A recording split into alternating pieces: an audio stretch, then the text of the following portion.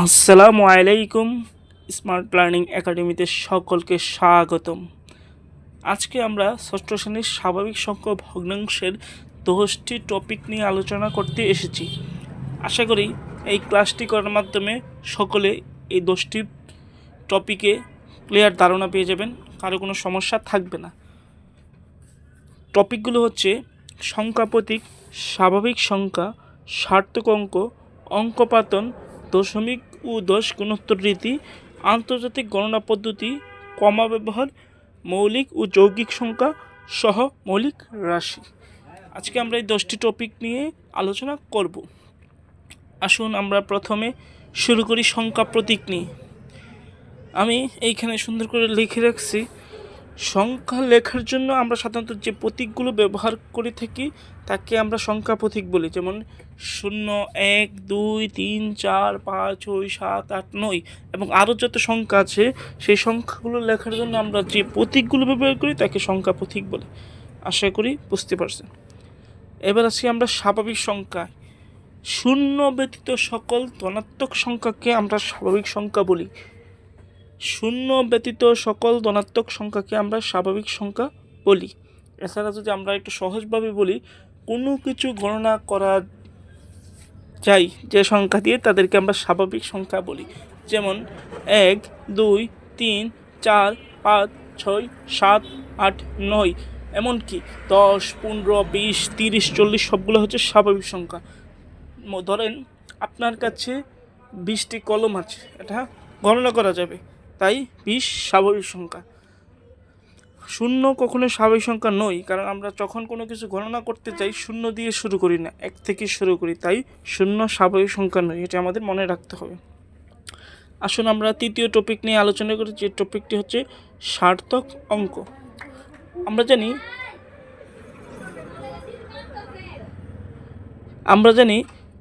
সাধারণত অঙ্ক দুই ধরনের হয়ে থাকে, একটা হচ্ছে সার্থক অঙ্ক আর একটা হচ্ছে সহকারী অঙ্ক। আমরা সার্থক অঙ্ক কাকে বলে, সহকারী অঙ্ক কাকে বলে সেই বিষয়টা আমরা ক্লিয়ার করি আগে। সার্থক অঙ্ক হচ্ছে যে সংখ্যার নিজস্ব মান আছে তাদেরকে বলা হয় সার্থক অঙ্ক। যেমন 1, 2, 3, 4, 5, 6, 7, 8, 9, 10, 11, 12 সবগুলো হচ্ছে সার্থক অঙ্ক। যেমন 4-এর নিজস্ব মান হচ্ছে 4, 8-এর নিজস্ব মান হচ্ছে 8। 0 কখনো সার্থক অঙ্ক নয়,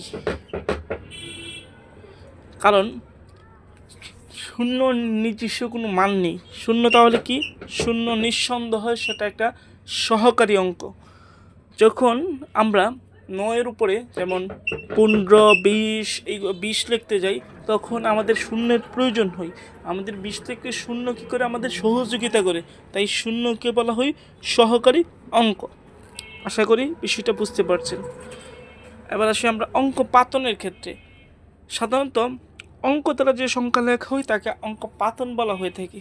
যেমন 9-এর উপরে আমরা যে কোনো সংখ্যা লিখতে গেলে যখন 2 বা ততোধিক অঙ্কের প্রয়োজন হয়, এইটাকে আমরা অঙ্ক পাতন বলে হয়ে থাকি। যেমন 908 একটি অঙ্ক পাতন, কারণ এইখানে 9, 0, 8 তিনটি অঙ্কের প্রয়োজন হয়েছে। 2 বা ততোধিক অঙ্কের প্রয়োজন যখন হয় সেটি হচ্ছে অঙ্ক পাতন। তো 908 একটি অঙ্কপাতন, 890 একটি অঙ্কপাতন। আশা করি বিষয়টি বুঝতে পেরেছেন। এবার আমরা আসি দশমিক ও দশ গুণোত্তর রীতি। আমরা বিশ্বের যে কোনো সংখ্যায় যখন লিখতে যাই তখন আমাদের 10টি অঙ্কের প্রয়োজন হয়। এই 10টি অঙ্কের প্রয়োজন হয় বলে আমরা তাকে দশমিক রীতি বলা হয়ে থাকে। যেমন 0 থেকে 9 পর্যন্ত এই 10টি অঙ্কের প্রয়োজন হয়, তাই আমরা দশমিক রীতি বলে থাকি। এখন আসেন 10 গুণোত্তর রীতি কেন বলা হয়। আমরা জানি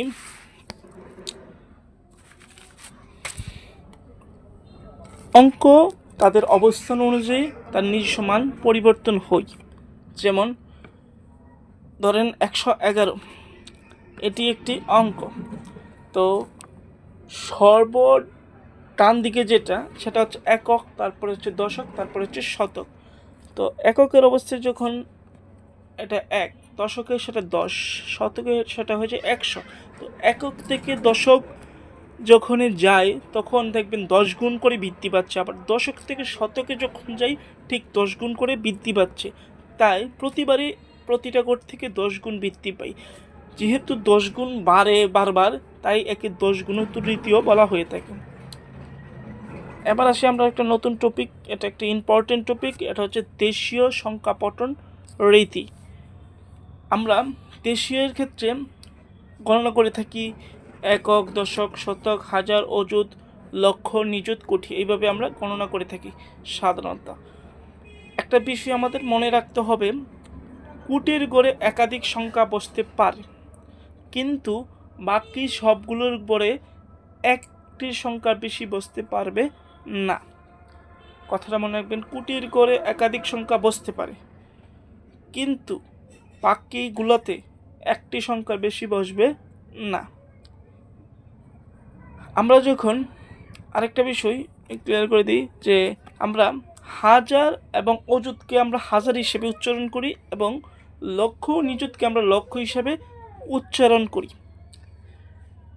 দেশীয় সংখ্যা পদ্ধতির এই বিষয়টাও ক্লিয়ার করে দিয়ে যাই, কমা ব্যবহারের পদ্ধতিটা। আমরা প্রথমে ডান দিক থেকে 3 গড় পরে কমা ব্যবহার করব এবং পরে থেকে 2 গড় পরে পরে আমরা কমা ব্যবহার করব। যেমন আমি এইখানে লিখে রাখছি 11,24,67,430।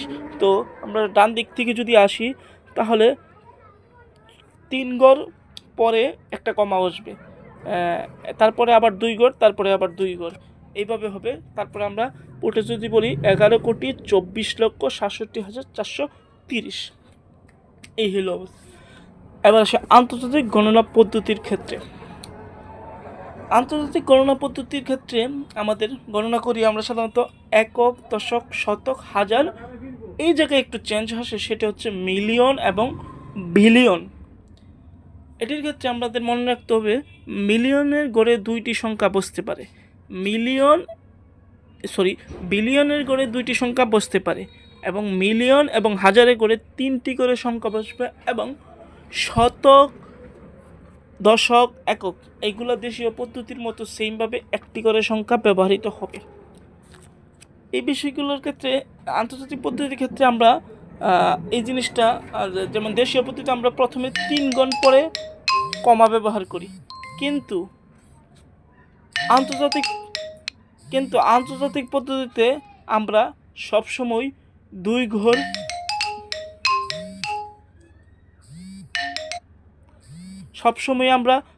ঘর পর পর কমা ব্যবহার করব।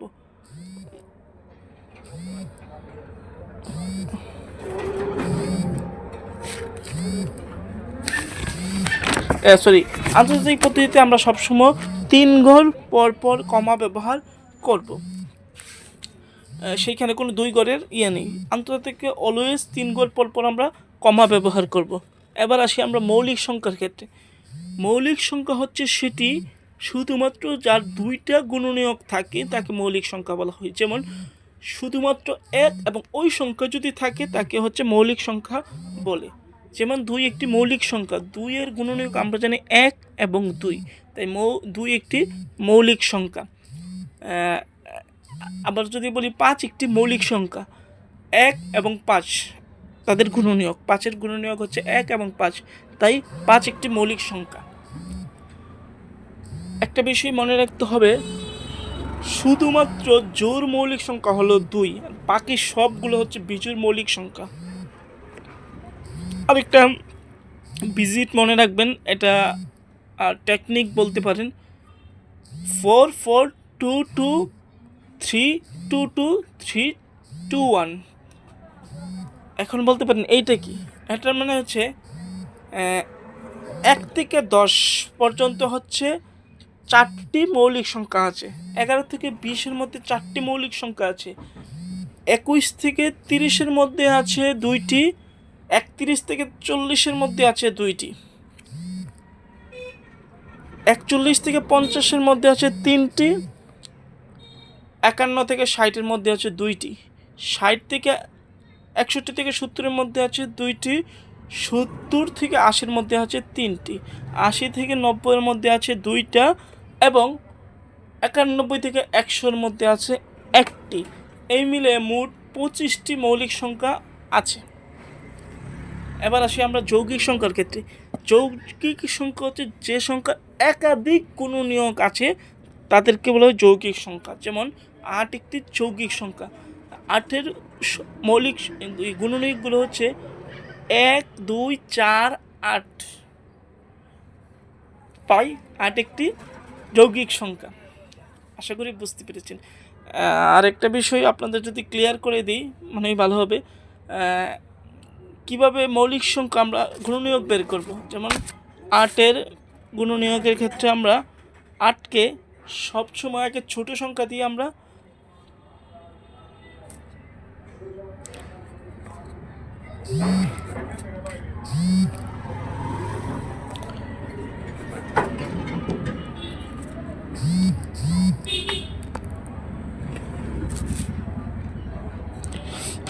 তারপরে আসি আমরা হচ্ছে সহমৌলিক রাশির ক্ষেত্রে।